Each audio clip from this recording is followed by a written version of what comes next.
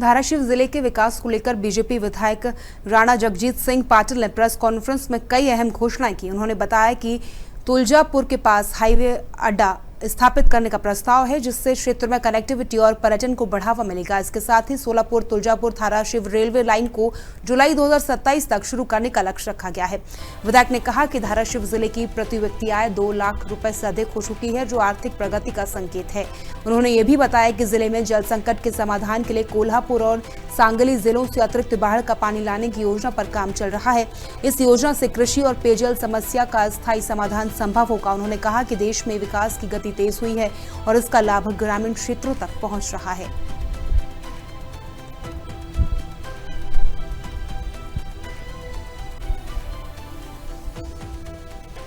Longest serving prime minister म्हणून आपल्या देशामध्ये त्यांना जनतेची सेवा करण्याची संधी मिळालेली आहे आणि या परिस्थितीमध्ये आपल्याला सुरुवातीलाच सांगताना आनंद वाटतो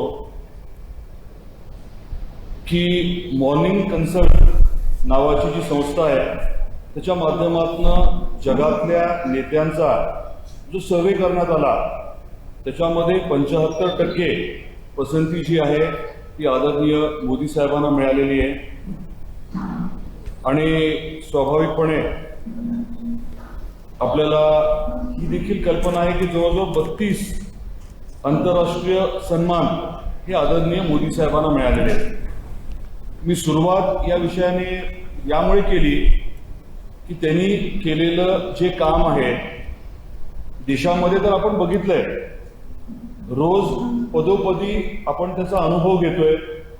मग तो रस्ता ज्याचा आपण वापर करतोय, वीज जी आपल्याला अत्यावश्यक आहे, रेल्वेचं नेटवर्क आहे आणि खास करून डीबीटी सारख्या योजना आहेत। त्याच्या माध्यमातून सर्वसामान्य जनतेपर्यंत आदरणीय मोदी साहेबांनी केलेलं काम जे आहे, कामात आणलेली सुलभता जी आहे ती आपल्याला सर्वांना अनुभवायला मिळते।